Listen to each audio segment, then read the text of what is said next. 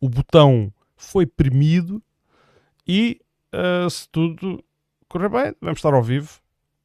Hoje passo já a fazer aqui a apresentação do espaço. É um espaço do Admira Livre Podcast, mas não é uma emissão normal. É a primeira emissão de um programa de comentário. O Admira Livre Podcast tem habitualmente convidados para falarem dos temas sobre os quais terão propriedade. Mas hoje decidimos criar aqui, eu e o Manuel Serralha, um programa que pretende ser, claro que poderá variar o painel, mas a ideia é sermos nós a base deste painel e fazermos comentário da atualidade. Claro que o epicentro também dos assuntos que vamos discutir é Odmira, mas depois vamos andar pelo mundo, porque não podemos, as coisas também não estão separadas, não as podemos dissociar, mas interessa ao auditório de Odmira ver os assuntos de Odmira também abordados. Mas claro, a geopolítica já sabem, e a política nacional vai cá estar. Isto não vai ter ainda genérico, ainda não tive tempo de tratar desses acessórios, mas para já quero cumprimentar o auditório que possa estar e cumprimentar aqui para já o Manuel Serralha, que já está aqui connosco. Boa noite, boa noite. E aliás, eu fiz isto de tal maneira que enquanto eu estava a falar, eras tu que estavas a aparecer. Sim, agora sim, já cá está o barbudo. Muito bem, olha, Manel, eu não sei com que tema é que tu queres fazer a tua abertura ou queres que eu faça? Eu hoje, sim. Força. Então é assim, eu acho que os temas da economia estão na ordem do dia. Mais uma vez, a talho de foice, não é? Porque nós temos a situação motivada pelo conflito na Ucrânia e temos uma série temos um desenvolvimento que vem desde do final de fevereiro até agora, feito de muitas notícias, feito de muitas previsões, e uma das coisas que eu noto é que muitas dessas previsões estão, como é que é o termo técnico? Estão erradas. Pronto, estão erradas. E eu acho que existe uma grande nuvem. Claro que a informação existe, até existe informação com muita qualidade, mas aquilo que nos é servido nos meios de comunicação social de referência, de acordo com a minha avaliação, quanto a mim, é muito pobre, muito redutor, muito, por vezes muito faccioso, tende a empurrar uma narrativa, criar sentimento nas pessoas, que é o que não se quer. Os assuntos têm que ser, a informação deve ser analisada de forma racional, e eu vou começar aqui com um título que é Putin adverte para o possível efeito catastrófico das sanções ocidentais. Ora bem, o que é que nós temos aqui? Temos aqui, de acordo com a nossa comunicação social, o louco ditador, não é? O louco carniceiro, louco, quer conquistar o mundo, essas coisas todas, enfim, essas imagens todas que criam. Eu não estou a dizer nem que sim nem que não, mas que faz uma análise da economia ocidental que muitas vezes não se vê no Ocidente, não é? Que às vezes faz falta cá no Ocidente. E aquilo que ele diz começa-se a pouco e pouco a observar. Nós temos aquela questão da inflação, que começou antes da guerra com previsões já de subida, mas pronto, andava nos 3%, depois dos 5%, depois para os 6%. Na última vez que conversámos aqui, os dois estavam nos 8,1% e hoje o Financial Times já dá conta de 8,6%, e é claro que isto obedece a um método, porque há quem diga que esta inflação é muito superior, e acho que nós até falámos disso a última vez, porque se nós analisarmos produto a produto, aqueles produtos que nós consumimos no dia-a-dia, detectamos subidas de preço na ordem dos 20%, 15%, 20% e até mais. E então, se for nos combustíveis, então nem se fala, as percentagens são muito maiores. Não sei se... Vou-te passar a palavra agora. Muito bem, João, em primeiro lugar, obrigado. Pronto, realmente temos esse tema mais internacional, mas eu também gostava de trazer aqui, só para... Não sei se preferes que eu fale disto um bocadinho mais tarde ou se queres que comece já por estes por estes temas Eu, internacionais. eu acho Não é? que, epá, não sei, já que estamos no internacional, eu sei que tu estávamos em off e eu já estou a trocar as voltas porque estávamos a falar. Não te preocupes, não te preocupes. Começar do local para o internacional e agora estamos a começar do internacional para o local, ok. Não, tudo normal, não há problema nenhum. Não, olha, eu acho que, para te ser sincero, acho que houve aqui alguns acontecimentos desde que falámos há 2 semanas que podem influenciar um bocadinho aqui o estratagema, tanto mundial como europeu. A priori temos, logo em primeiro lugar, temos aqui a situação do não sei se viste que agora houve a questão do Blinken, do secretário Sim, americano, sim, sim. falou diretamente com a China e que propôs à China que considerasse como, no fundo, que vá lá, que condenasse a invasão da Rússia à Ucrânia. Uhum. E realmente, mais uma vez, aqui é uma tentativa, na minha opinião, já um bocadinho, pronto, é uma tentativa em desespero, quase que em desespero, dos Estados Unidos tentarem bloquear ou impedir a criação daquele bloco Rússia-China, que é um bloco perigosíssimo para os interesses europeus e para os interesses mundiais, não é? Na verdade, para o mundo ocidental. Uhum. João, vê lá só se o ecrã. Não sei se o ecrã... Sim, eu já reparei a situação. Foi aqui um erro, peço desculpa. Não. Pronto, e então, basicamente, aquilo que eu acho que pode acontecer é, pronto, é aqui uma tentativa assim um bocadinho já em desespero por parte dos Estados Unidos, especialmente aqui representada pelo secretário Blinken, sim. e depois também há um ataque direto à Rússia, não é? O Blinken até sugeriu que no G20 que este ataque da Rússia à Ucrânia, que era realmente, pronto, que era muito mau, condenou bastante o ataque e diretamente no G20. Pode ser também aqui um motivo para ainda mais problemas entre os dois blocos, este bloco oriental e bloco ocidental. Mas há aqui um interno interveniente, que é um interveniente que pode ter um papel fundamental, que é a Turquia. A Turquia, como temos visto, está bastante favorável à entrada da Suécia e da Finlândia na NATO. E, portanto, poderá aqui causar algumas... Pronto, pode mesmo aqui aprovar a entrada da Suécia e da Finlândia, podendo aqui causar, pronto, por um lado pode ser bom, por outro lado pode ser mau, mas a verdade é que de certeza que com isso, ou quase certeza que com isso virão mais conflitos, se a Suécia e a Finlândia entrarem na NATO. Isto é a minha opinião, não é? Também não... Eu, relativamente a isso, se me permites acrescentar, eu tive atento à reação da Rússia. Sigo alguns canais que prontamente traduzem aquilo que são as declarações públicas dos membros do governo russo, incluindo Vladimir Putin. E aquilo que Putin disse relativamente à entrada da Suécia e da Finlândia foi basicamente isto, não temos problemas com isso, é uma decisão deles, mas notem apenas que nós não constituímos nenhuma ameaça para eles. Mas se, a partir do momento em que são membros da NATO e nós detectarmos a colocação de arsenal, portanto, equipamento de dispositivo militar nas nossas fronteiras,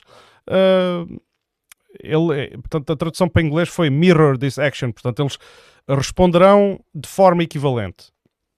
Mas não fez grande barulho sobre isso, e relativamente à Turquia ainda há questões, portanto, nada disto ainda é definitivo, aquilo que disseste. A Turquia ao início bateu o pé, porque tem as suas exigências. Foi assinado um acordo entre a Turquia e estes países, um memorando, mas entretanto há alguns pormenores a decorrer, nomeadamente a Turquia exige deportação de pessoas alegadamente ligadas às organizações que a Turquia não gosta, o PKK, etc. Agora já não me lembro se é a Finlândia ou se é a Suécia que se estão a recusar a aceder a estas exigências, e portanto eu não sei se o caso já está completamente decidido. Eu perguntava-te o seguinte: daquilo que tu tens acompanhado das notícias, achas que caminhamos para aquele conflito que ninguém deseja, ou seja, a Terceira Guerra Mundial? Não é a Terceira Guerra Mundial, eu acho que já está. Neste momento penso genuinamente que não há volta a dar. Agora, é aquela terceira guerra mundial da qual ninguém sai a ganhar, ou seja, uma guerra quente, uma guerra de conflito aberto entre os blocos. Achas que... Qual é a tua leitura da geopolítica, das jogadas? É assim, claro que o motivo central, há sempre um que é o geopolítico, não é? Uhum. E há sempre um segundo inerente que é o energético, que é atualmente um tema, pronto, é quase sempre aquilo que tem motivado as guerras nos últimos 30 anos, seja pelo petróleo, seja pelo gás, seja pelo... Diamantes, etc. Uhum. Exatamente, Uhum. exatamente. Felizmente nós cá estamos livres dessa macumba, portanto estamos bem. Uh, não, mas lá está, eu acho que realmente é o que tu dizes. A Terceira Guerra Mundial já, de certa forma, já começou, não me parece que tenha só começado agora, acho que já começou há alguns anos, Uhum. com várias tentativas dos dois blocos de se contrariarem. Acho que houve uma aproximação do bloco oriental mais do russo ao europeu a certa altura, mas ultimamente, claro, um afastamento completo. E por isso, o que é que eu acho? Acho que guerra mundial, naquele sentido que nós conhecemos a Segunda Guerra Mundial, não me parece, porque, repara, há aqui uma ferramenta que se chama bombas, Uhum. armas nucleares, Nucleares, claro. que se entrarem em jogo, rapidamente todos ficam a perder, quer dizer, Ah. ninguém fica a ganhar. E, portanto, eu acho que não vai acontecer essa situação específica. Digo eu, não tenho A, também dado para te confrontar. a minha questão aqui é se existe alguém em posição de poder que possa cair no erro e na tentação de pensar assim, epá, com armas nucleares de poder limitado, talvez porque a coisa pode não começar logo a 100%, não é? Começa por uma pontinha e depois vai escalando. Existe esse receio, daí que os tratados de armas nucleares que estavam em vigor e que têm sido abandonados referem-se não aos grandes mísseis, àqueles poderosos que têm capacidade para destruir meio planeta, mas às armas nucleares de pequena dimensão. Sim, não, claro. Repara, a Rússia tem até um míssil nuclear chamado Satan 2. Uhum. Satan 2. Uhum. Até é curioso chamar-se Satan, não é? Mas Que é eu mesmo... acho que isso é o nome dado pela... É a nomenclatura da NATO. Porque É? Não é russo. eu não vou dar a certeza, mas eu sei que para as armas de cada bloco existem nomenclaturas diferentes. Isto já acontecia no tempo da União Soviética, tanto que cada modelo de arma, avião, etc., que a União Soviética tinha uma espécie, vou-lhe chamar grosseiramente, uma alcunha, que era o nome que a NATO atribuía a essa arma. E eu acho que Satan é a nomenclatura da NATO. Vamos deixar em aberto para confirmar mais tarde. Sim. Não, mas de qualquer forma, aqui o tema nem é bem o nome, é mais o nome é curioso, não deixa de ser curioso que a arma que possa destruir seja claramente uma alusão ao diabo, não é? Mas é mais até o tema de ser realmente um míssil que consegue destruir um sexto do Brasil, se não me engano. Assim do nada consegue destruir um sexto do Brasil. Claro que há muitas. Nós todos sabemos que o problema dos ataques nucleares nem sempre são propriamente as armas nucleares, são os efeitos que são sentidos nos 20, 30, 100 anos depois. Depois, claro. Exato. Agora, eu, para te ser sincero, acho que a guerra, aquilo que nós podemos sofrer a curto prazo é uma inflação altíssima, galopante, que não é correspondida com aumentos de ordenado, como é óbvio, e é impossível de combater, a não ser que o Estado tenha um papel muito forte no controle dessa inflação. O Estado europeu, se quiser chamar o Estado europeu, o autodenominado Estado europeu, vá lá, e os Estados nacionais, dentro das suas possibilidades, tentar diminuir a inflação. Agora, a verdade é, a inflação vai ser maior, as taxas de juros vão aumentar até o fim de julho, e sinceramente não me parece que, mesmo que ou seja, nós já estamos a sofrer realmente efeitos de guerra aqui em Portugal. Efeitos de não realmente escalados e agressivos a um nível, se calhar, de uma Segunda Guerra Mundial, claro, mas noutra proporção, noutro sentido, já estamos a sofrer aqui consequências bastante más para o nosso país e para a população. E, na verdade, é preciso perceber que os próximos tempos não vão ser fáceis. Na minha opinião, acho que há certas coisas que se podem fazer nesta altura e outras que não se devem fazer. Sinceramente, naquilo que é o maior ou dos maiores gastos que as famílias têm no seu dia a dia, que são os empréstimos bancários, eu acho que, na verdade, não está a ser uma particular boa altura para Subir taxas de juros. as taxas variáveis. As taxas fixas são altas, as variáveis vão aumentar. Portanto, na verdade, eu acho que é uma altura arriscada para pedir um empréstimo. Claro que há quem o possa fazer e se calhar até ficar a ganhar daqui a uns meses, mas é uma altura difícil. Eu até te digo, dentro da minha experiência de jovem de 28 anos, até te digo que se calhar até faz sentido, eventualmente até neste período, arrendar em vez de comprar, porque sempre é um risco menor. E nós, quando falamos de inflação, quando falamos de questões financeiras, o que é que as pessoas têm mesmo de ver ao fim do dia? É o risco. Qual é que é o risco de eu tomar uma decisão? Sim, desculpa. Ok. Então, relativamente a essa questão da economia, o que se pode fazer em Portugal, mas antes, arrumando só aqui, tentando arrumar o assunto da Terceira Guerra Mundial, eu acho que o risco existe. Não quero ser pessimista, mas acho que o risco existe. E o risco existe precisamente por este pormenor que eu aqui referi, que é, para já existe uma provocação constante. Portanto, existe uma agressão que poderemos até dedicar aí um dia mais um episódio só mesmo a fazer o historial de como é que chegou àquele ponto, porque isso era uma coisa que agora demoraria algum tempo, e existe uma resposta do lado, neste caso, dos países da NATO, países do bloco ocidental, vamos chamar assim. Mas a leitura que eu faço é que a resposta começa a ser um pouco exagerada, sobretudo porque os argumentos que se colocam em cima da mesa são frequentemente argumentos morais.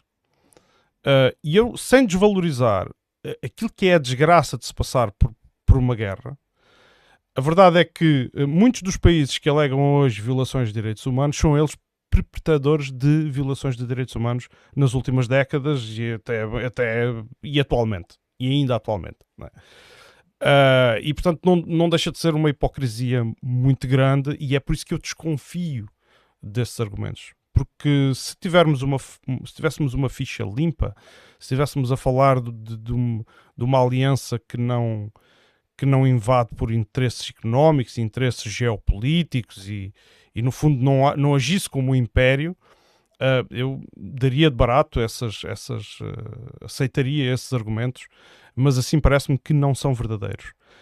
E parece-me que o empenho no ataque à Rússia está a ser feito à custa de todos nós. Ou seja, é o mesmo que eu dizer a ti: olha, serralha, tu vais sofrer, mas isso é um sacrifício que eu estou disposto a fazer. Não é? Assim são eles relativamente à população. Porque eu acho que se subestimou a capacidade da economia russa. Claro que a economia russa está a sofrer.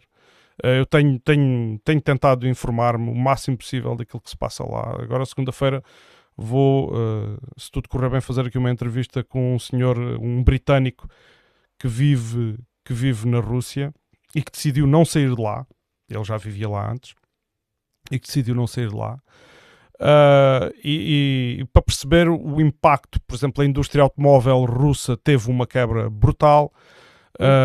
Agora, recentemente, até houve uma notícia que aquela cadeia que tinha substituído a McDonald's, muitos dos restaurantes deixaram de ter batatas fritas no menu porque houve uma colheita muito fraca daquele tipo de batata que era utilizado para o menu, assim, coisas estas e outras notícias que nos dão conta de algumas dificuldades que a economia russa tem estado a sofrer, dos impactos lá, mas no geral não era o que se esperava. O que se esperava, aquilo que se previa, e eu tenho aqui a notícia de 4 de março, que dizia assim: a economia russa vai afundar 35% no segundo trimestre. E nada disto se verificou. Nada. Uhum. Agora já temos o JP Morgan a dizer que, afinal eles estão-se a sair melhor do que estávamos à espera. A nossa inflação também era provisória, temporária. E não é. Continua, adivinha-se, cada vez mais alta. Entretanto, tu já tens sintomas que eu não sei se estão diretamente relacionados. Que eu não vou entrar porque a análise disto depois perdemos-nos em muitos pormenores, mas isto só para dizer o seguinte: é que se continuarmos com este comportamento e agora a aumentar brutalmente a despesa em armamento, portanto, a tornarmos bons clientes das empresas de armas americanas, e não só, porque não são só os americanos que produzem armas. Grandes clientes dos produtores de armas. Armas essas que são convencionais. Eu não sei o que é que se espera fazer com isso. Não sei se está mesmo à espera desse conflito. E a questão aqui é que eu não percebo, eu ainda não consigo compreender esta lógica, e depois a seguir passo a palavra, que é, se a Rússia tinha o Nord Stream 1, e tem, que ainda está a funcionar, apesar de lá das peripécias pelas quais tem passado, e vai agora ser interrompido agora um dia, acho que é amanhã ou depois da amanhã, está anunciado para uma manutenção, dizem eles. E tínhamos o Nord Stream 2 em fase de começar a funcionar. E este tipo de investimentos e de ligações, como tu há bocado referiste bem, de aproximação à Rússia, ao Ocidente Europeu, não parecem características de um país que quisesse ter uma ação bélica ou uma atitude imperial bélica de conquistar a Europa. É porque esta narrativa, isto não é ser pró nem contra nada, isto é ver as coisas como elas estão a acontecer e tirar as conclusões. Uhum. Mas que o risco da Terceira Guerra Mundial existe. Não, isso claro que sim. Para, ao fim do dia, tu referiste aí algumas coisas no início da tua intervenção, explicando realmente que há aqui um tema de uma coisa que é válida para uns não é para outros, não é? Mas isto é exatamente uma guerra geopolítica, não é? Que opõe claramente, como eu tenho vindo a dizer, também aqui nos programas, uma potência marítima contra uma potência continental. Uhum. Esse tipo de afrontamentos, tudo vale, não é? Tudo vale. Tudo vale. Não, Uhum. tudo vale, exatamente. Não tudo há, não há bons e maus. Ou seja, há perspectivas, há bilhões, há 7 mil milhões de pessoas no mundo, provavelmente há metade ou até um pouco mais está do lado oriental, Rússia e China, porque há, já falámos disso, falámos dos BRICS, não é? do Brasil, da Índia, da China, da América do Sul, por aí fora. Portanto, há um conjunto de muitos países que estão com a China e com a Rússia, e há um conjunto muito grande de milhões de pessoas numa massa demográfica que está claramente a favor da potência marítima, neste caso. Agora, a verdade é, ao fim do dia, isto é uma guerra entre blocos, e é uma guerra entre blocos, e por isso, como em todas as guerras entre blocos, tudo vale. E cada um tem os seus argumentos, não é? Cada um esgrima os seus argumentos. Sim, é verdade. Ou seja, a questão é, nós vivemos no mundo ocidental, nós temos acesso a um conjunto de mídia, nós temos acesso a um conjunto de informação mais naturalmente e facilitadamente, e por isso, ao fim do dia, claro que até os mídia também são uma forma de condicionar e também são uma ferramenta estratégica que as potências usam, como é óbvio. E, portanto, na guerra vale tudo. E não só vale o uso dos mídia e das várias ferramentas ao dispor dos governos, como também vale o condicionamento de governos, vale pôr as próprias ferramentas multinacionais ao barulho. Há muitas formas de condicionar o teatro de guerra, não é? E ao fim do dia, nós temos isso de um lado na Rússia, e em muitos intervenientes russos que atuam unilateralmente com o governo, e também temos isso no lado americano. Não vamos dizer que não. Há muitas empresas claramente alinhadas com o governo americano e que claramente têm um alinhamento claro contra a Rússia. E está dos dois lados. E sempre houve, e sempre foi assim. Aquilo que eu te digo é, da Terceira Guerra Mundial, eu sinceramente não sei. Acho que dentro da minha também pouca profundidade neste tema, porque é um tema muito complexo e muito pouca gente sabe dizer exatamente o que é que vai acontecer, mas eu não arriscaria dizer que vai haver uma Terceira Guerra Mundial aberta. Não, eu também não disse isso, que vai haver. Eu disse não, eu sei que não disseste isso. Eu só quero mesmo vincar que acho que não. Acho sim que vai. Já há uns anos, há bastantes anos, vai haver um aumento da percentagem do PIB alocado a armamento. Claro. E como nós sabemos, há o claro objetivo dos 2%, que na minha opinião vai aumentar. Não acho que eles vão ficar por 2%.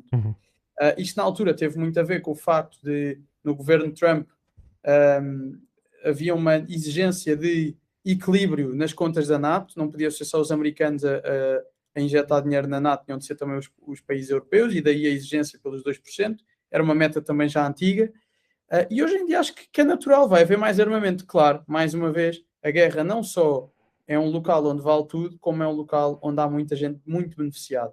E aqui é preciso dizer uma coisa, eu volto à Turquia.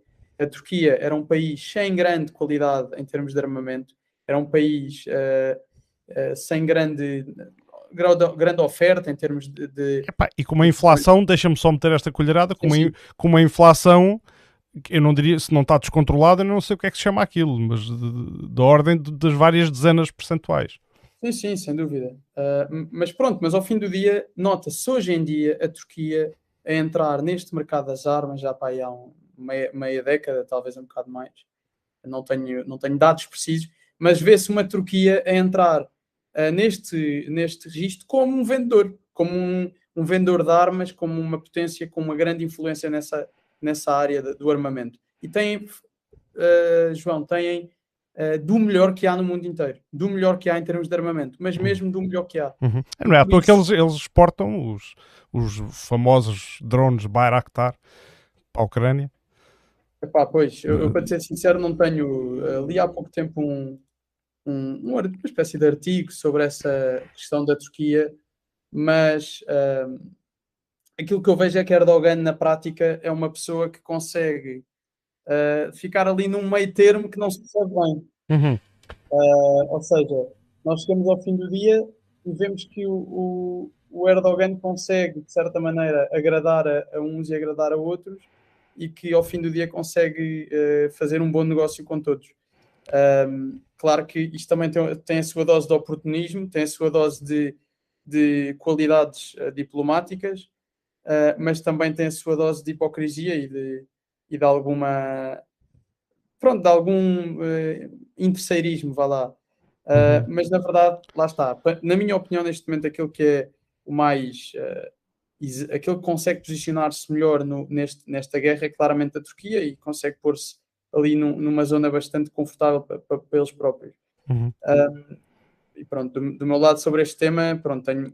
Mas tu falaste aí no aumento do PIB para a defesa, que achas que vai ser ainda mais, mas depois entramos aqui naquele dilema do ou manteiga ou canhões. Não sei se conheces esta dicotomia, podes pesquisar, isto tem história, portanto não vou agora entrar nisso, mas basicamente o que isto é de Paul Samuelson, Nobel da Economia em 1970.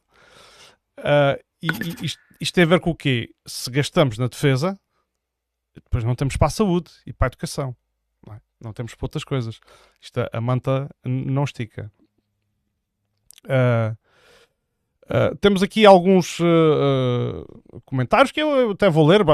Primeiro quero cumprimentar as pessoas que já nos cumprimentaram. Depois temos aqui o Rui Areias, que diz assim: boa noite, uma ideia que já há algum tempo manda cada vez mais aparecer, que o caminho seguido pelo Ocidente é que os médias ocidentais estão a formatar a opinião pública. Isto vai um bocado ao encontro daquilo que nós temos estado a falar e que tu disseste, os médias fazem parte do bloco. E depois que na altura, se houver alguma guerra ou algum confronto mais aceso, o público desses países influenciado e vai abençoar essa intervenção. Sim, tem sido assim ao longo da história. Aqui o José Cruz Boavida diz assim: não é uma guerra de blocos, só existe um bloco que é ofensivo e chama-se NATO.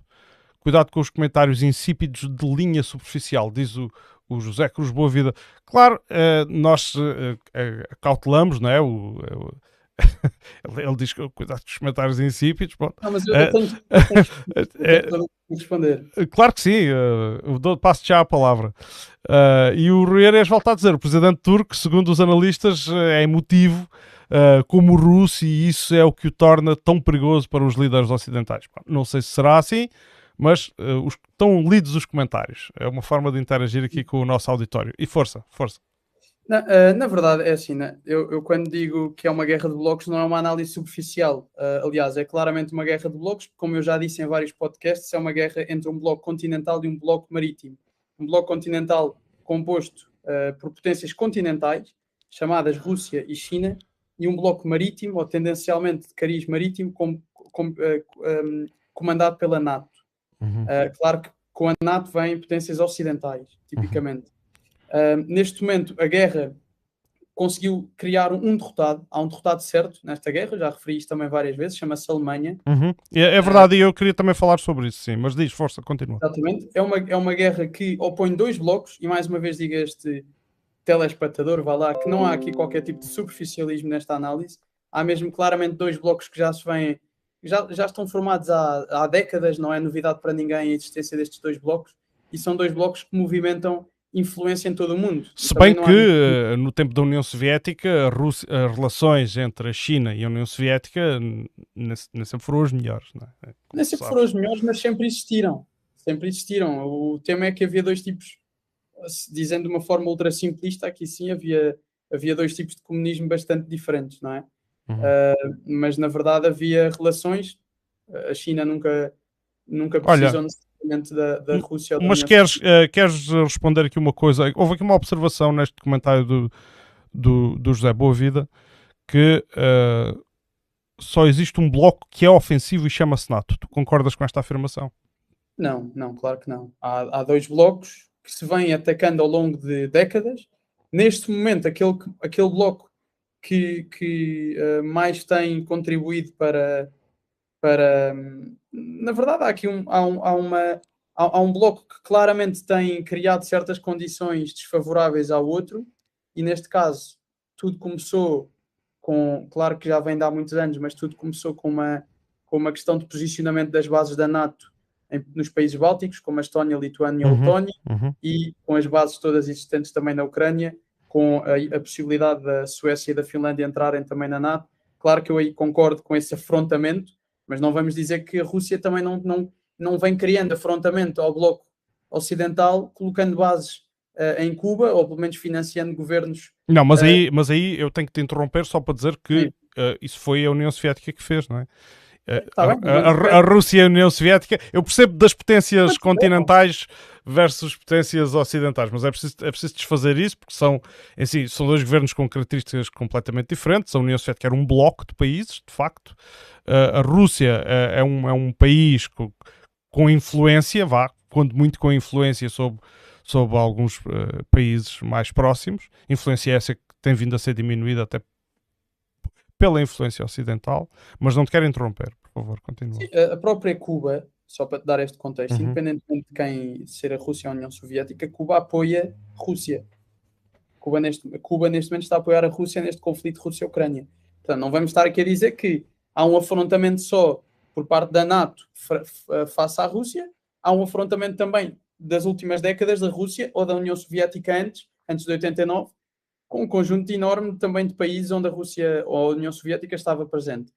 Até podemos olhar para a Venezuela, para Cuba, para um outro tipo de interferências que também existiram, mesmo dentro dos Estados Unidos. Portanto, claramente que há. E até mais, e até vos vou dizer mais, o nosso Ministro das Finanças, Fernando Medina, quando era Presidente da Câmara, de Lisboa, participei numa manifestação criada até na altura por um grupo de jovens da juventude do CDS, na altura, e até essa manifestação visava precisamente o envio de dados pelo Fernando Medina, pelo Presidente da Câmara de Lisboa, que é o nosso Ministro das Finanças hoje em dia, que tanto critica a Rússia e que recebeu também Zelensky no Parlamento, e que na altura enviava dados de manifestantes anti-Rússia, anti-Putin, mais anti-Putin do que anti-Rússia, diretamente para o Kremlin. Portanto, aqui a verdade é, há claramente uma influência dos dois blocos um bocado por todo o mundo. Neste momento concordo que este conflito especificamente começou por uma verificação de confronto criado pela NATO por ter colocado base em sítios que à partida seriam não seriam possibilitados neste momento, já desde há 30 anos, se não me engano, tinha certeza disto. E, portanto, concordo com a visão do José, foi o José, certo? Sim, o José Cruz Boavida. Nesse aspecto, não totalmente, mas de certa forma, é preciso também olhar para o contexto. Uma guerra nunca é começada por uma atividade apenas. É começada por uma sequência de... Claro. Eu não concordo com tudo aquilo que tu disseste, e é isso que é porreiro, pá. A gente poder estar aqui a discordar. Claro, não, Eu concordo e identifico mais, estou mais mas olha, inclinado. posso só acrescentar, João, deixa-me só acrescentar porque eu Sim, sim, queria ler força, uma frase até força. de uma pessoa que é o Sergei Lavrov, que é ministro dos Negócios Estrangeiros da Federação da Rússia, Uhum. e há umas semanas escreveu o seguinte, ou disse o seguinte: se tem dificuldade em dormir devido ao. Ok. Sim, Já conheço, sabes? força. Diz, mas diz, para as É pessoas poderem engraçado não porque saber. pronto, alimenta um bocado esta dicotomia, não é? Mas Sim, se sim. tem dificuldade em dormir devido ao conflito russo-ucraniano, posso sugerir maneiras de acalmar-se.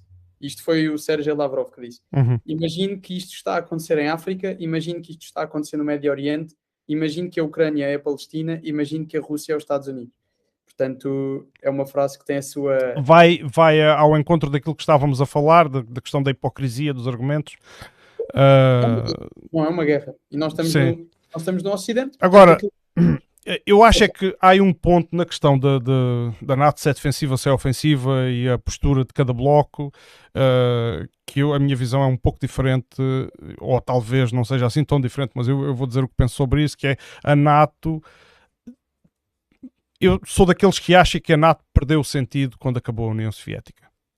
A NATO existia para contrapor a União Soviética e a NATO vende-se numa posição de vencedora após a Guerra Fria. Eu quando digo a NATO, refiro-me aos Estados Unidos, porque a NATO não deixa de ser um grupo de países muito subordinados à política externa dos Estados Unidos, que passou a abusar do seu poder e da sua dominância, da sua posição dominante.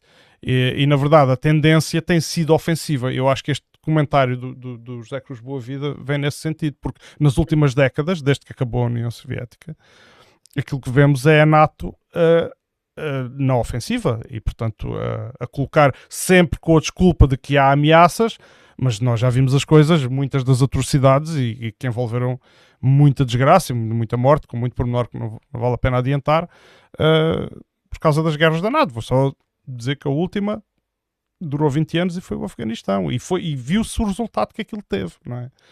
Viu-se o estado em que deixou ao fim de 20 anos, quer dizer, onde sempre, durante esses 20 anos, os relatórios que vinham do Afeganistão é que isto está quase ganho, é só mais um bocadinho. Não é? E depois nós todos vimos na televisão o que é que aconteceu quando as forças deixaram. E portanto eu acho que a NATO... Existe um académico americano, John Mearsheimer, o professor John Mearsheimer, da Universidade de Chicago. Quem não conhece, eu aconselho a ir pesquisar.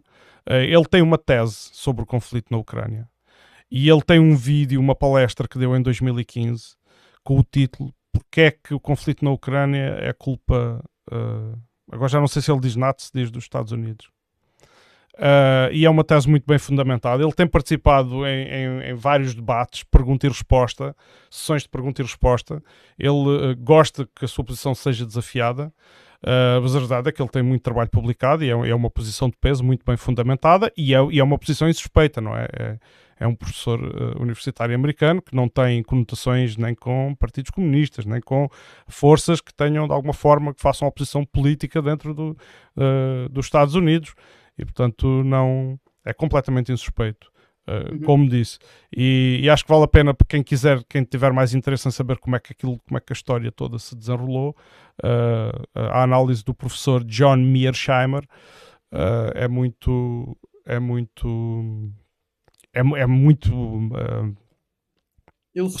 elucidativa e muito substancial.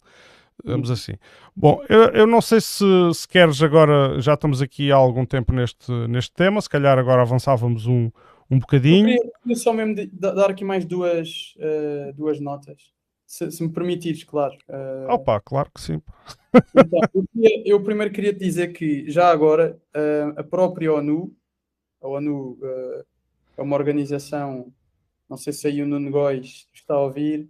Ele vai ouvir, ele vai ouvir. Pronto, é uma daquelas organizações que muita gente também critica por isto e por aquilo, mas fizeram aqui uma coisa que até pode ser à partida contraditória com alguns ataques que vai sofrendo no seu dia-a-dia, que é a ONU culpa, isto até parece-me que é uma notícia de hoje, culpa a Ucrânia por um ataque a um lar de terceira idade em Luhansk. Por acaso ouvi falar no infantário, mas a notícia é muito fresca. Eu É nova, é 2 da tarde. vi relatórios dessa notícia e de facto não é comum a ONU estar a culpar os ucranianos por uma prática que eles dizem, salvo erro, que é de estacionar armamento, acho que serviam a armamento pesado em zonas residenciais. Tem sido uma prática nesta guerra. Sim. E basicamente há aqui o tema que é, realmente há muita gente que diz desde o início, repara, se nós aqui no podcast ou qualquer um dos nossos espectadores dissesse há 3 meses atrás que a Ucrânia também pode ser responsável por mortes dentro do território ucraniano, porque o seu exército também é um exército, também existe para criar a guerra, também existe para defender-se, por aí fora. A verdade é, se alguém dissesse isto há 3 meses atrás, era automaticamente categorizado como alguém que não tem noção do que diz, que é uma pessoa completamente fora do normal, não é? Uhum. E hoje temos aqui uma notícia que vem trazer, pelo menos nesta situação, uma culpa direta à Ucrânia. Agora, para mim, aquilo que mais custa é ver realmente pessoas que não têm culpa nenhuma de tudo isto a morrer. Depois também só queria dar mais uma nota de que os Estados Unidos vão enviar mais 350 milhões de euros em assistência humanitária à Ucrânia. Importante dizer que há eleições para o Senado este ano nos Estados Unidos. A vitória dos republicanos... Os midterms, não é? Exatamente. Prevê-se uma vitória para o lado republicano, claro que não é fechado, mas há muitas tendências mundiais que também comprovam, na minha opinião, que há aqui uma mudança de paradigma e vermos, por exemplo, o Elon Musk claramente a posicionar-se do lado dos republicanos, a ver aqui um conjunto de movimentações que nos parecem demonstrar que vai haver uma vitória republicana, não só agora, mas talvez em 2024, seja com que candidato for. A verdade é que, acima de tudo, vemos o povo americano, e isto é uma tendência, o povo americano cada vez mais a reclamar e a ter Biden como alguém bastante pouco popular. Isto até porque vemos preços, a inflação galopante, custos de vida cada vez mais superiores, e pacotes de ajuda internacional e gastos em ajuda internacional altíssimos, e que na prática colocam o povo americano em dificuldades ainda maiores. Posso meter uma colherada rápida? Podes. É assim, neste momento a Ucrânia é como um paciente deitado numa maca com um balão de soro, ligado a uma máquina. Quer dizer, se desligares a máquina, aquilo entra em colapso. Quem paga os salários de todo o aparelho de Estado, de quem permite que aquilo tudo funcione, são os pacotes financeiros de ajuda externa. Fecho. É essa a realidade. E todo o armamento, não é? Que nós ainda na última vez falámos daqueles mísseis. Sim. E portanto é isto. Sobre este tema é isto. Acho que é preciso ver que não sei, eu não sei dizer quanto tempo é que vai durar a guerra. Acho que temos aquela pessoa que veio cá ao teu podcast. Sim, eu tenho aqui algumas notícias da frente, também quero dar também breves. Pronto, da parte militar é a frente em termos de avanço e recuo, está praticamente parada. Os russos conquistaram mais 2 pontos ali em torno de... São os pacotes financeiros das... Desculpa, eu ouvi... ligaste aí um áudio, não foi? Desculpa lá, sim. E isso depois está com um atraso, então vai buscar o que eu disse há pouco. Na zona de Siversk, que é o próximo ponto a seguir a Lysychansk, o próximo ponto estratégico, com importância tática, estratégica daquela zona, mas a frente está mais ou menos separada. Diria que é a tempestade, aqui é a calma antes da tempestade, mas que as baixas ucranianas são reportadas altas. E, ao que parece, as baixas ucranianas sobem quando a frente está parada. Isto justifica-se muito facilmente. É que, neste momento, o domínio de equipamento e de superioridade, aquilo é uma batalha essencialmente de artilharia. Acho que até já os nossos meios de comunicação social já chegaram a essa conclusão. Ao início tinham muitas teorias. E apesar de todo o equipamento e armamento que é enviado para a Ucrânia, a verdade é que não é só enviar equipamento, isto envolve uma logística, envolve toda uma série de condicionantes que, por forma a integrar este equipamento no coletivo que é o exército em coordenação no campo de batalha. E portanto que é muito difícil agora, fala-se numa superioridade de 10-1 em equipamento, se bem que os ucranianos têm uma superioridade numérica em número de homens, mas neste tipo de batalha isso é muito pouco relevante, porque são carne para canhão. Em Sloviansk, há relatos que em Sloviansk foram libertados presos, foi-lhes concedido perdão se eles fossem imediatamente para a frente de combate, precisamente para repor perdas na zona de Siversk. E hoje foi exibido em Lugansk um aparato enorme, há um vídeo de material capturado em Lysychansk aos ucranianos, mas uma quantidade enorme. E então, onde está lá material inglês, material do próprio fabrico ucraniano, porque a Ucrânia também tem uma indústria de armas. E tinha, agora o exército está um pouco mais diminuído, mas tem bastantes meios ainda. E portanto, as coisas na frente de combate não se adivinham, embora se falem, o Zelensky fala no exército de 1 milhão de homens, fala em contraofensivas, que agora com o armamento que veio, não sei o que, isto tudo. A verdade é que já há relatos dos famosos HIMARS a serem utilizados no campo de batalha, mas isso não está a mudar absolutamente nada. Aquilo que faz é, eles estão a bombardear novamente o centro de Donetsk, o exército ucraniano. Portanto, aqui perdem um bocado, mesmo que tivesse alguma vantagem do ponto de vista moral, perdem no todo quando fazem este tipo de ações, porque isto não tem qualquer objetivo militar. Não é isto que vai fazer recuar o exército russo, e estão a causar baixas, crianças, mulheres, etc. E há vários jornalistas, claro, daqueles independentes que estão em Donetsk a reportar isto. Isto também já foi reportado por Bruno Amaral de Carvalho, que é o único português, jornalista português que lá está. E é isto, neste momento há muitas baixas, é uma guerra de desgaste, é um inferno, imagina, a zona zero. A zona zero, para quem não sabe, é a zona de contacto na frente de combate. E aquilo que se adivinha é uma mortandade, e Putin já afirmou que quanto mais tempo passa, menos peso negocial terá a Ucrânia para negociar, embora nós estejamos a ser, depois eu vejo as nossas notícias, estamos a ser inundados de notícias que nos dão esperança, de que a frente que a Ucrânia tem agora para defender é mais fácil de defender, que agora com as novas armas, com os novos pacotes, agora é que vão haver as contraofensivas. A verdade é que os relatos que vêm da frente não indicam isso. Manel, estás aí? Exato, sim. Sim, é realmente, lá está, é um tema que acaba por ser, é o que eu te disse ainda há bocado. Eu lembro de ver um filme que por acaso recomendo a todos os que nos estão a ouvir, que se chama O Castelo Andante. Não é um filme nada sobre guerra, nem nada disso, é um filme do Hayao Miyazaki, é um filme de desenhos animados, mas de animes. Isso é o Miyazaki. Eu conheço o autor, mas não sou conhecedor de animes. Ele fez, por exemplo, A Viagem de Chihiro, fez o Totoro, fez vários filmes bastante bons. E o Pónio também é do Miyazaki. Pónio, sim, eu vi todos. E é um filme são filmes que até vi mais velho, já não era criança.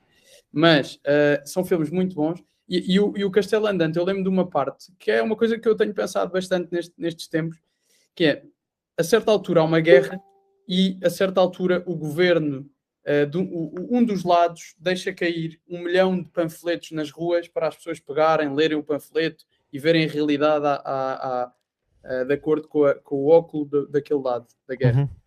E eu pensei, realmente é o que acontece. É o que acontece. O Facebook é uma ferramenta ocidental. Seja uma empresa, seja o que for, é uma ferramenta que está claramente posicionada num lado. Tudo o que é temas de mídia, nós vemos os nossos mídia, vemos os mídia ocidentais, vemos os jornais ocidentais, vemos aquilo que nos aparece. E da mesma forma que na Rússia, provavelmente na China, talvez noutros países apareçam tipos de notícias e tipos de informação condizentes com aquele lado da guerra, nós vamos ver outra informação. É normal e é assim. Eu não tenho uma clara afronta com os mídias, porque os mídias são altamente influenciados pela conjuntura que se vive em cada lado de uma frente de batalha. E por isso, eu posso dizer, se a certa altura, não sei como é que seria na Idade Média, mas de certeza que, pronto, que um lado tinha a informação de que queria que o seu lado tivesse e o outro teria a oposta. E é o que acontece hoje em dia de uma forma mais sofisticada, de uma forma mais complexa. Claro que temos acesso a uma data de informação, mas não vejo aí muita gente na China ou na Rússia com acesso ao mesmo Facebook ou às mesmas redes, aplicações de mídia que nós. Sei, por exemplo, que na Rússia quase ninguém usa, por exemplo, o WhatsApp, usam quase sempre o Telegram. O Telegram passa um conjunto de informações que também é muito mais rapidamente difundida por esse meio de comunicação, ao qual nós não temos tanto acesso cá no mas podemos temos o mesmo acesso. Aliás, os canais de Telegram atualmente, já me habituei, por causa agora do conflito na Ucrânia, habituei-me a usar o Telegram, onde há muitos canais, lá está, escritos em cirílico, e depois temos que cruzar uma série de informação, mas as grandes personalidades já estão no Telegram. Inclusive, eu sigo a Maria Zakharova no Telegram. Ao fim do dia, tudo isto é guerra, não é? E ao fim do dia, tudo o que puder ajudar um lado ou que puder ajudar o outro, cada um dos lados vai usar. E por isso, claro que mesmo em termos de filmes, os filmes, muito daquilo que Hollywood produz é entretenimento, mas também tem a sua vertente política, claro geopolítica, geográfica, claro tudo isso. Bollywood, por exemplo, é um mundo gigantesco na Índia. Claro. É um mundo gigantesco.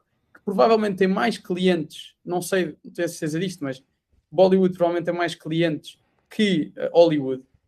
E, portanto, a certa altura, nós no mundo ocidental, uma parte do mundo completamente decaída e decadente, cada vez com economias mais fracas, mais frágeis, com cada vez menos identidade nacional, com cada vez menos soberania, vão começando a perceber realmente que no outro lado há todo um mundo emergente, todo um mundo muito mais jovem, com uma pirâmide demográfica completamente oposta à nossa, e nós continuamos a achar que nós é que somos o centro. E a certa altura já não somos. Claro, embora eu acho que os poderes, nomeadamente quem puxa os cordéis no Ocidente, estão ainda envolvidas muitas gerações daquelas mais antigas, que viveram outros episódios famosos da geopolítica.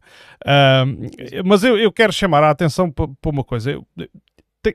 Eu assumo aqui uma posição crítica relativamente à nossa comunicação social, e queria ter dito isto no início, eu não disse, mas vou dizer agora, que é aquilo que mais me irrita na nossa comunicação social, para além da falta de qualidade nas notícias, falta essa que se comprova muito quando nós conhecemos aquilo que está a ser noticiado.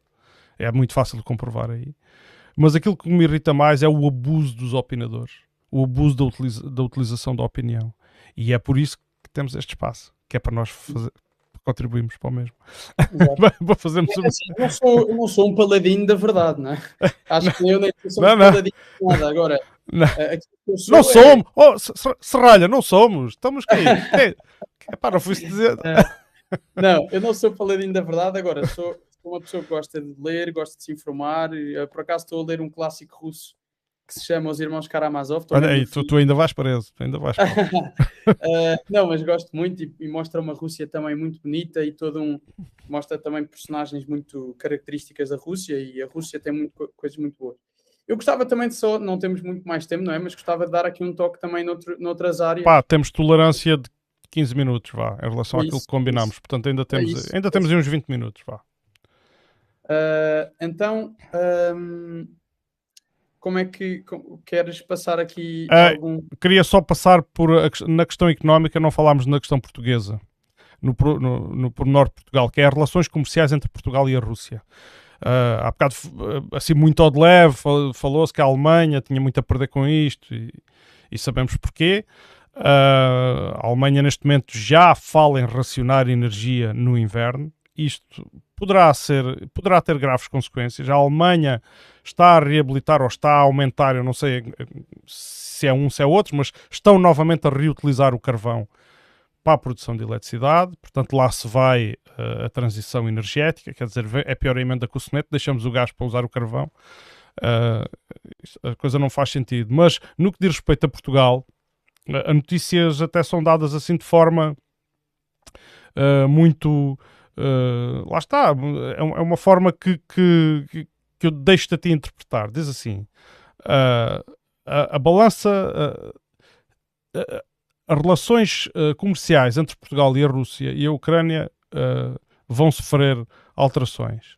E diz que a balança comercial de bens entre Portugal e a Rússia foi desfavorável ao nosso país. O que isto quer dizer é que nós importamos mais da Rússia do que o que exportamos para lá. Pronto. Isso já é o que quer dizer. Essa coisa de dizer que foi desfavorável ao nosso país é uma linguagem muito subtilmente indutora de erro e às vezes de outras opiniões. Parece que estamos a ser prejudicados. Não, simplesmente o que nós importamos essencialmente da Rússia foi petróleo e gás. Lembro que o gás foi só a partir de 2019. Portanto, não somos assim. Essencialmente, a maior parte do gás que nós importamos atualmente vem uma grande fatia dos Estados Unidos e a outra grande fatia vem da Nigéria. E nós não estamos energeticamente muito, muito dependentes da Rússia. O que é que nos pode afetar? É que uma crise grave na Europa Central, nas principais economias da Europa, vai nos tocar de certeza. Nós, sendo um país periférico e andando a reboque daquilo do grosso da federação, não é?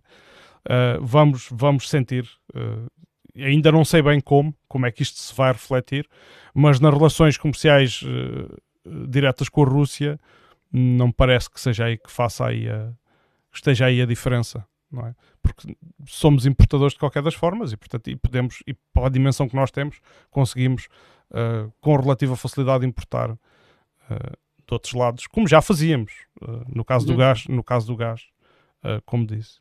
Portanto, acho que eu não sei se queres ir para o Odmir ou se queres ainda continuar no âmbito nacional. Olha, posso só dizer que, olha, até para usar uma expressão em russo, é smusheni, que é o que eles dizem normalmente para ser uma situação que acaba por ser um cenário confuso, é completamente smusheni. Agora, a verdade é, ao fim do dia, o que é que Portugal ganha? Ganha com Sines. Sines acaba por ter aqui um papel completamente preponderante. Não é? Já tem, exatamente. Mas, para Portugal, o cenário da guerra não é assim tão negativo como pintam. Claro que a inflação é. Temos aqui aspectos bastante negativos. Eu vou não referir, mas a desvalorização do euro é um aspecto bastante negativo para Portugal. Claro. Porque Portugal, como é um país que... Eu não sou muito a favor da moeda única, mas uma vez que a temos que trabalhar com ela. Uma das vantagens que ela tem é que, como é uma moeda forte, permite-nos ter mais facilidade nas importações e, portanto, colmatarmos muitas necessidades com importações e temos essa dependência. Se a moeda fica fraca, as importações ficam mais caras e depois, se ainda por cima se metem a subir taxas de juros, muito facilmente entramos em recessão. Pronto, sem entrar em demasiados pormenores económicos, de grosso modo é isto. Sim, é o que eu te disse, é um cenário confuso, completamente... É muito complicado de prever. Acho que Portugal a única coisa que pode beneficiar é a distribuição de gás natural por Sines, mas sem dúvida que a desvalorização do euro é um cenário muito smusheni, vá lá. Só para... Às vezes é engraçado dizer assim umas coisas só para cativar assim as pessoas também a não ser sempre o mesmo. Falando aqui de um tema um bocadinho menos smusheni, um bocado mais a gozar já, parece que já é a gozar. Falta aqui da situação nacional, queria trazer aqui 3 temas. Força. Que são os seguintes. Em primeiro lugar, falar-te do nosso senhor ministro Pedro Nuno Santos, que nos trouxe... E tu vais falar disso? Força, eu tenho a isso para mim, sabes, isso para mim é a novela da hora de almoço. Eu só queria trazer isto, porque eu só queria mesmo dar esta... Dá-lhe força, estou a dizer isto. Nós estamos ainda para mais num podcast em Odmira, que é Distrito de Beja, e queria dar a nota. Eu até há uns anos escrevi um artigo sobre o aeroporto de Beja, que na altura chama-se A Guerra dos Aeroportos Beja Contra-Ataca. Para qualquer fã de Star Wars vai perceber a lógica. Agora, a verdade é que é preciso ver que nós vivemos num cenário de brincadeira, não é? Quer dizer, de aleatoriedade completa e sem liderança nenhuma no nosso país. E até te faço o paralelismo com a política internacional. Nós temos cá Pedro Nuno Santos a fazer esta situação e temos o nosso primeiro-ministro a mantê-lo ali de forma a que possa tê-lo sob controle depois da asneira que foi feita. Uhum. Mas depois temos no Reino Unido Boris Johnson a admitir-se, e até hoje lia de um amigo meu o que é que seria agora a rainha de Inglaterra vir a público desculpar Boris Johnson e retirar aquilo que ele disse e voltá-lo a integrar. Sobre Boris Johnson, tu achas que as desculpas, eu já lhe estou a chamar de desculpas, os argumentos adiantados para a sua demissão é mesmo aquilo? Foi aquilo que motivou a demissão dele, ou achas que há ali mais qualquer coisa por trás daquilo? Não faço ideia. Para ser sincero, não faço ideia. Sei que saiu. É uma coisa que nós em Portugal estamos muito pouco habituados a este tipo de... Repara, eu acho que um político, quando faz alguma coisa errada, tem dois caminhos. Ou pede desculpa e realmente dá a volta, ou demite-se, não é? Como qualquer funcionário que acaba de fazer um mau trabalho. Nós em Portugal não temos nenhuma dessas. É uma chatice. Mas aquilo é a força política dele que lhe retirou a confiança. Pronto, mas quer dizer, João, ao fim do dia era muito bom que isso acontecesse cá em Portugal. Queria dizer que pelo menos alguma fiscalização partidária existiria. Cá não, cá nós na prática... Quer dizer, acontece, mas não é com a pessoa em função, não é? Em funções. Acontece dentro dos partidos. Mas... Olha, é o que é, é o que é. Sim. Em relação a mais dois temas que queria trazer, SNS, acho que continuamos a brincar, não é? A brincar, completamente, sim. Não temos aqui, não temos qualquer tipo de proteção para o nosso povo, não temos. E a TED quer fazer o paralelismo com dois temas, que são as escolas, não é? Hoje saíram o resultado dos rankings das escolas, vemos 32 escolas privadas no ranking antes da primeira nacional, da primeira pública. Claro que há muita gente, e até a sério, eu acho que podemos entrar depois num podcast só sobre este tema. Eu acho que sim, temos que dedicar, até porque é um ponto onde nós discordamos, eu sei que é muita coisa, e então era preciso tempo agora para estar aqui um bocado a aflorar mais isso, até porque se calhar daí podiam vir luzes dessa discussão, podia... Claro. Pronto, mas acho que há aqui uma preponderância clara do privado sobre o público, tanto nas escolas como na saúde. E podemos falar disso no podcast, eu não vou abordar mais o tema, mas falo de um tema das escolas, que é o tema que a mim me diz muito, porque até são pessoas que eu conheço e que sei que estão a passar um mau bocado, que é o tema aqui dos alunos da Escola de Famalicão sobre as aulas de cidadania. Então, o Ministério Público considera que os pais daquelas crianças põem em perigo a formação, educação e desenvolvimento dos filhos, que eles podem estar a ser alvo de maus tratos psíquicos, não receberem os cuidados ou a afeição adequados às suas idades e estarem sujeitos a comportamentos dos pais que afetam gravemente o seu equilíbrio emocional. E além disso, o Ministério Público ainda acrescenta que... Dos pais? Comportamentos disseste dos pais? Dos pais. Exatamente. Ou seja, isto é o Ministério Público a julgar a educação que pais dão. Ok, certo, eu percebi mal. O Ministério Público, ok. E diz também, há o perigo em formação em matérias como direitos humanos, igualdade de género, saúde, sexualidade, segurança, defesa, paz e bem-estar animal. Que bem me lembre, e isto é preciso mesmo dizê-lo com força, que bem me lembre, matérias como saúde, sexualidade, bem-estar, paz, isto são temas que são do foro familiar. Isto são temas que são dados em casa e que não devem ser terceiros. Terceiros podem dar a sua opinião, as crianças podem absorver aquela opinião ou outra, mas a educação é dada pelas famílias, pelos pais em casa.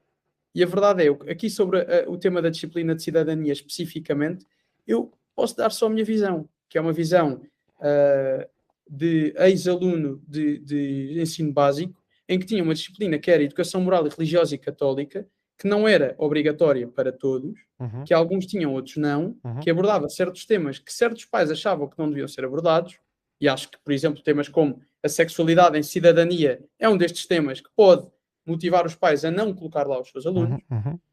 E, portanto, acho que é preciso dizer com força que não é um tema em que se pode agora dizer aos pais, olha, afinal, este tema tem que ser dado por nós, Estado, e, portanto, vocês, se não aceitarem, são maus pais que tratam os vossos filhos de uma forma opressiva. E, sinceramente, eu não alimento isto. Posso? Força! Posso relativamente a isso? Bom, eu tenho uma visão distinta. Eu acho que tudo pode ser... a cidadania é transversal, para começar. E estar-se a compartimentar numa disciplina, não é? Dizer assim, olha, em cidadania tens que ter estes valores morais, tens que ter estes valores de comportamento em sociedade, tens que aprender a importância disto. Eu acho que esse, para mim, é que é o princípio que está errado. Ou seja, esses valores têm que ser transmitidos em todas as disciplinas. E eu acho que a melhor forma de ensinar é através de fazer e a transmitir exemplos. Eu estou-te a dar um bocadinho da experiência também que tive como professor.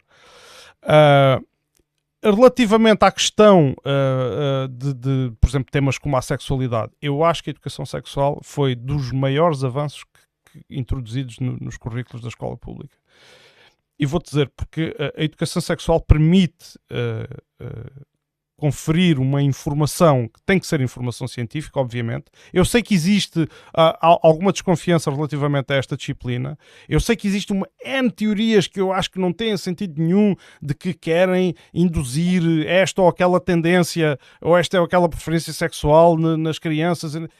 Bem, se for isso, obviamente que estaria contra, quer dizer, isso será um absurdo, mas eu acho que isso é pura especulação, porque eu também tive educação sexual, a religião e moral, num colégio católico, e não foi nada disso. Portanto, a informação que era transmitida era uma informação científica, Mas, João, só não era uma informação ideológica. Mas tu podias ter dito que não querias, certo? Podia ter dito que não queria, mas eu ao querer ou não querer... há aqui um aspecto que é de relevo, que é, ok, é facultativo. Esta disciplina, por acaso, não, estou a dizer a religião e moral. A religião e moral. Sim. Portanto, era facultativo, mas é paga por Estado na mesma, neste caso. Pronto, ok. A questão da cidadania, se é uma disciplina curricular, e se é entendida como obrigatória, eu não vejo, a não ser que haja alguma transgressão, alguma ofensa, claramente, alguma injúria, sei lá, algum cabimento legal que fique provado que a criança de facto está a ser prejudicada a frequentar aquilo por A mais B, e é preciso rever o que é que se está a passar. Agora, negar à partida as disciplinas de cidadania só porque sim, e atenção, eu fiz a ressalva no início de que acho que a cidadania não se ensina com disciplinas de cidadania. Pronto. Não é por aí. E tu disseste também que é a família que tem o dever de educar. Concordo com isso, a família tem esse dever. Mas a escola pode complementar. Eu acho que a escola não se deve aliar. E até porque existem situações de carência onde às vezes o único afeto que muitas crianças têm é na escola, pelo menos a maior parte é na escola, devido às mais diversas circunstâncias familiares em que vivem. E, portanto, a escola não se pode distanciar desse processo.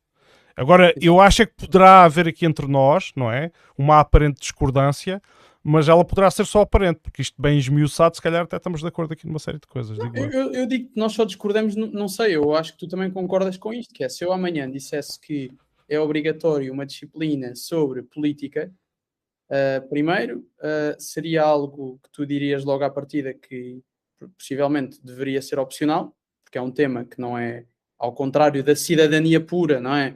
É um tema que não deve ser discutido de uma forma obrigatória, mas os temas que são tratados na disciplina de cidadania acabam por ser muitas vezes temas que não são só teóricos. Eu faço uma proposta.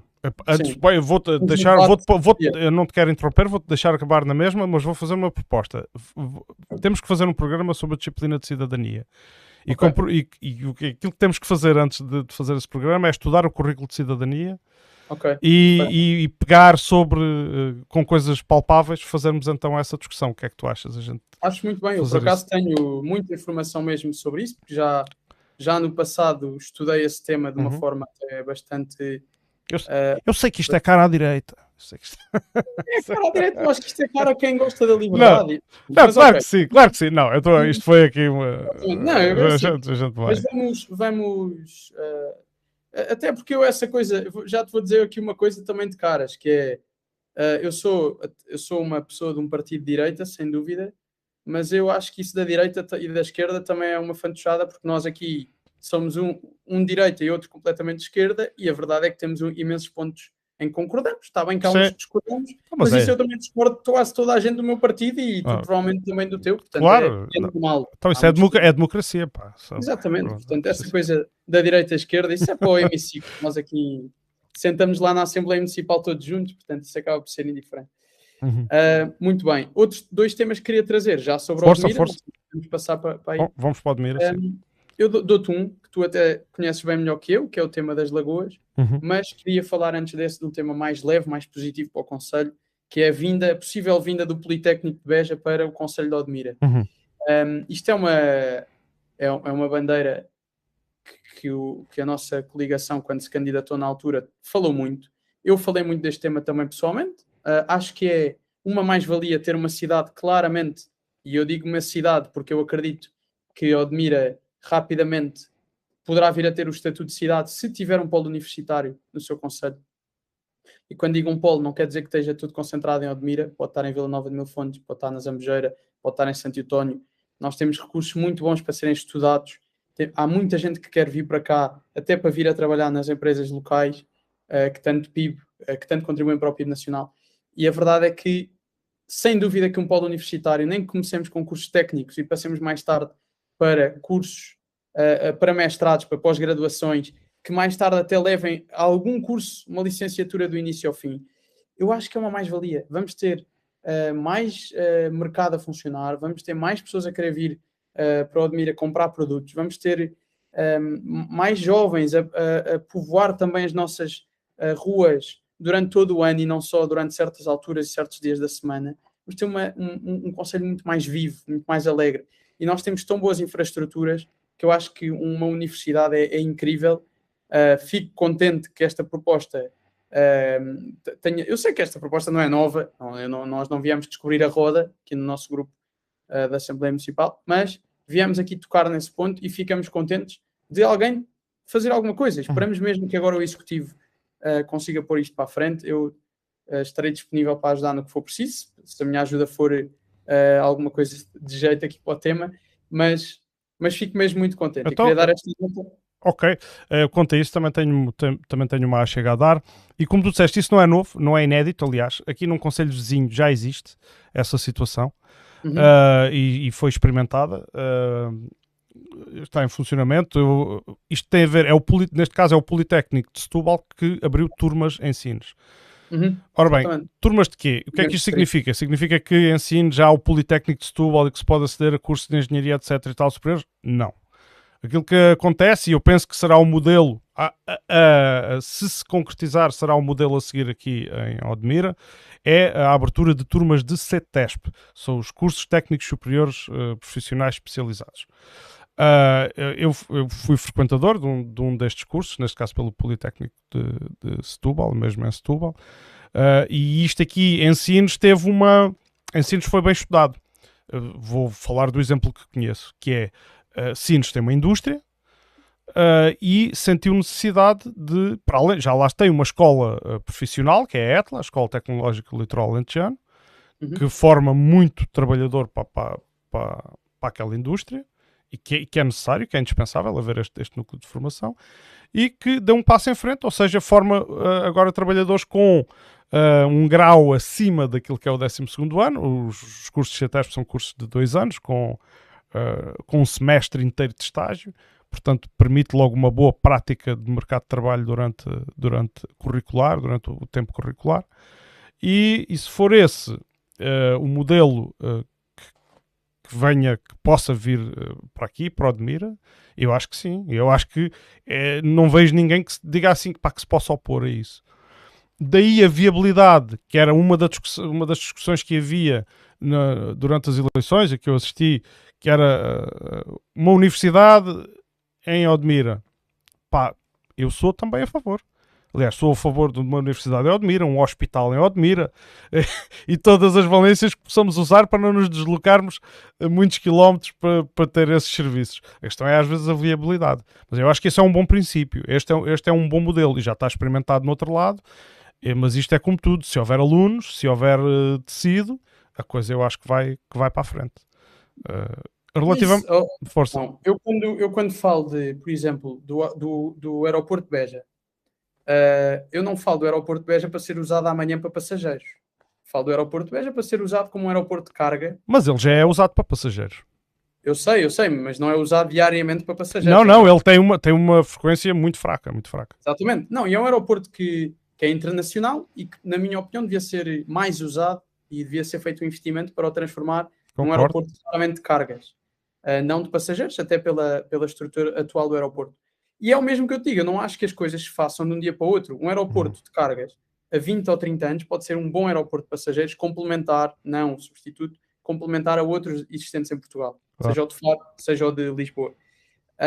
E é a mesma coisa que um polo universitário. Eu não estou aqui a dizer que amanhã vamos ter aqui Harvard de Odmira.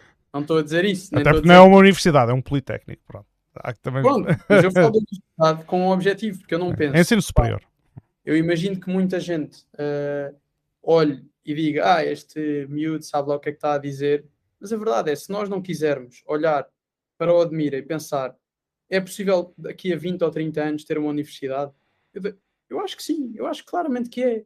Então, se nós somos dos poucos concelhos que até está a ter influxo populacional, se nós até somos um concelho litoral, com boas condições, podem ser muitas delas melhoradas, realmente, eu percebo que realmente às vezes seja difícil ver uma universidade em Odmira quando nem há internet ou rede numa data de sítios, mas quer dizer, se nós apostarmos realmente no básico, para mais tarde poder vir a ter o complexo e o não básico, o mais difícil de ter, eu não percebo. Começamos com os cursos, como tu mencionaste, que há em Sines, do Politécnico de Setúbal, passamos eventualmente para um mestrado. Eu não falo de 10 mestrados, falo de um mestrado. Juntamos-nos todos aqueles que podem ajudar nesta área, juntam-se os professores, juntam-se os empresários, juntam-se os trabalhadores, procuram bons professores, possam vir cá para passar o seu testemunho sobre determinadas áreas que nós aqui no Conselho temos e que precisamos de melhorar. E a certa altura, esse mestrado transforma a vida de um profissional que sabe X coisas num profissional que sabe muito mais coisas. E esse profissional mais tarde pode vir até a abrir uma licenciatura uns anos depois. Sim, mas sabes que a questão dos docentes é complicada. Tu ali, no caso de Sines, tens ali um tecido empresarial que é considerável e tens ali algumas pessoas que vieram da indústria para a docência. Aqui, não sei se haverá, mas mesmo assim o Politécnico teve que colmatar muitas falhas com professores que têm que se deslocar de Setúbal para ir ali dar aulas. Mas João, nós próprios em Odmira temos a sorte de ter empresas excepcionais. Mas as nossas vias de comunicação são muito más. Não, por isso é que eu disse. Nós não podemos ter nós não podemos oferecer a um aluno que venha, a um professor que venha, uma habitação no Vale de Santiago. Claro. E depois a habitação que tem é um T2, tem casa de banho, tem televisão, não tem uma coisa, pronto, depois logo ver como é que resolve, não temos rede, pronto. Mas depois também logo se resolve, não há problema, não é? Isso realmente não dá, temos de resolver as estradas, temos de resolver a internet e a rede móvel, temos de resolver a água, mas isto é o básico, é o que se tem que resolver de base. Nós resolvendo o base, conseguimos dar aqui a volta e dizer, muito bem, resolvemos o base. Agora vamos tentar trazer mais professores, mais médicos. E o tema dos médicos e dos professores é um tema, acima de tudo, que é um tema que também dá pano para mangas, não é? Que é o tema das habitações. Não há habitação. Não há habitação para estas pessoas.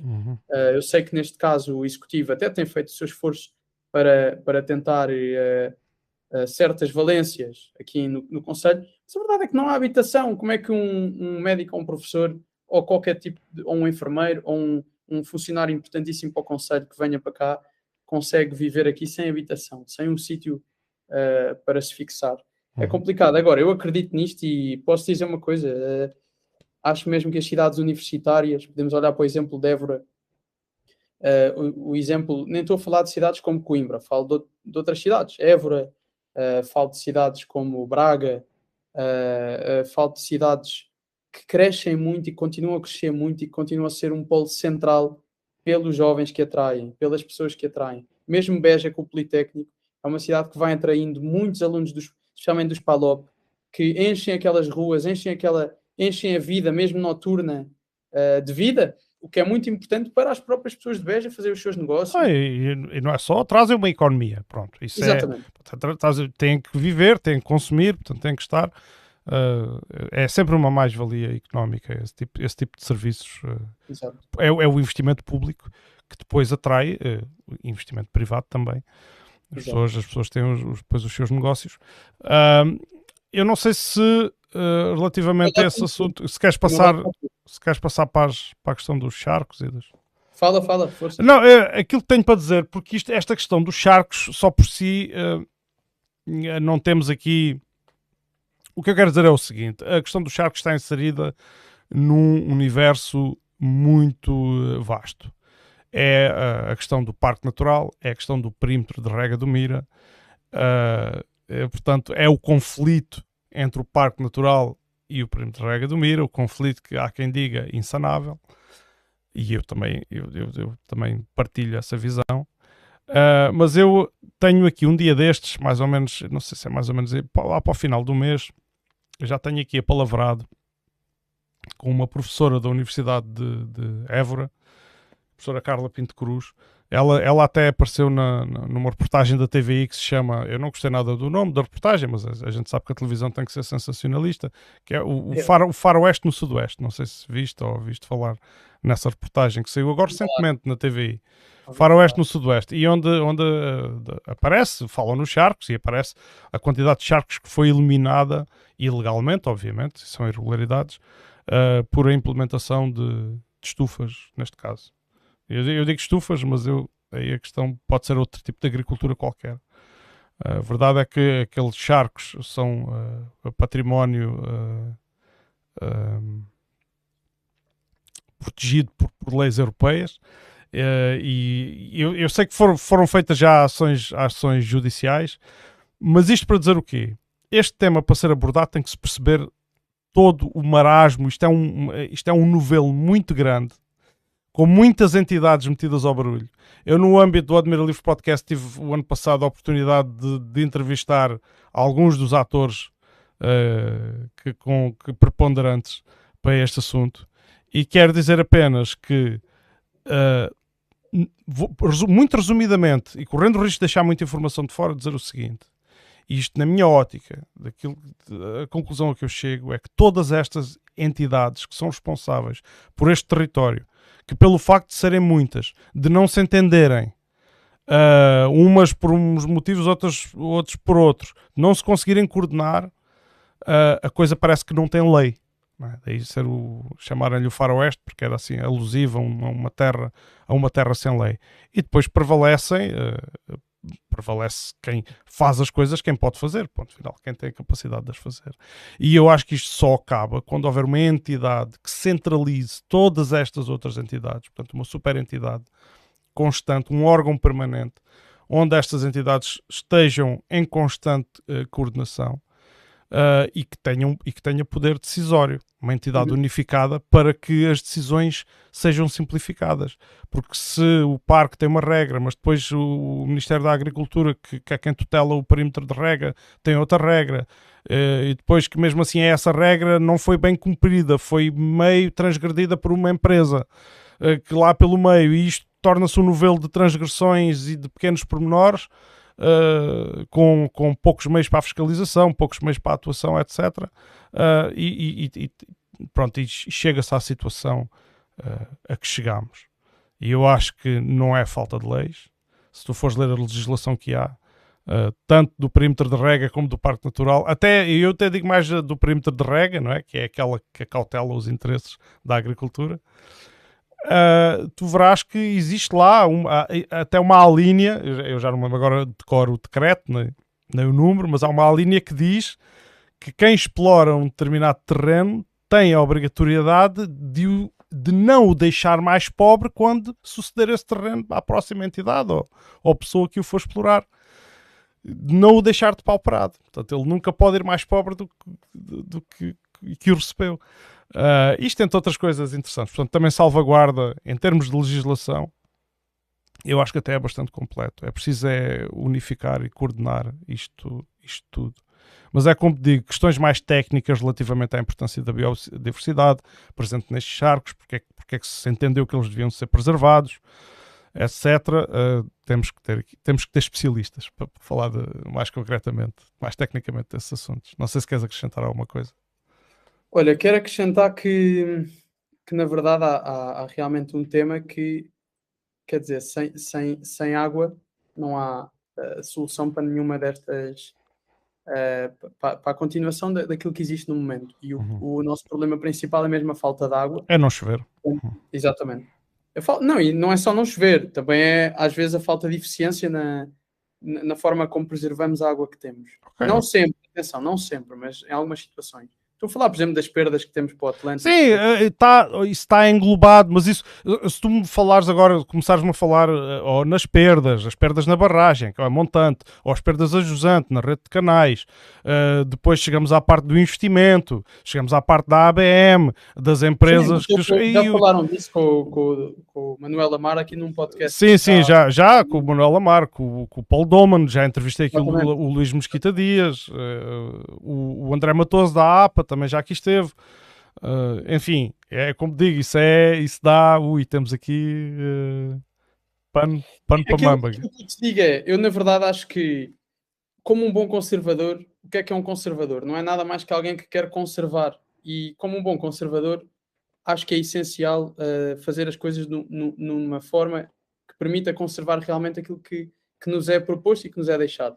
Sobre a legislação, dizer-te que... Para terminar, é só porque eu hoje ainda tenho que ir trabalhar. É isso. Não, vamos terminar. Eu só quero deixar esta ideia rápida.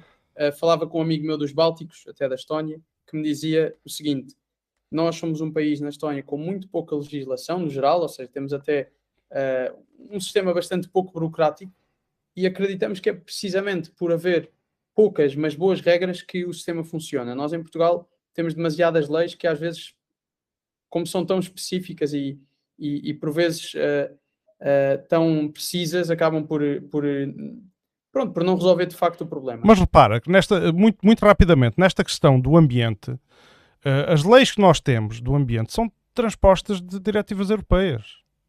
A lei da água, quer dizer, não é, isto já nem sequer é nosso, quer dizer, o que temos aqui é esta questão desta mistura de entidades no território que têm que se entender, que têm que estar coordenadas para tomarem uma ação eficaz, porque isto torna-se uma selva. Exato.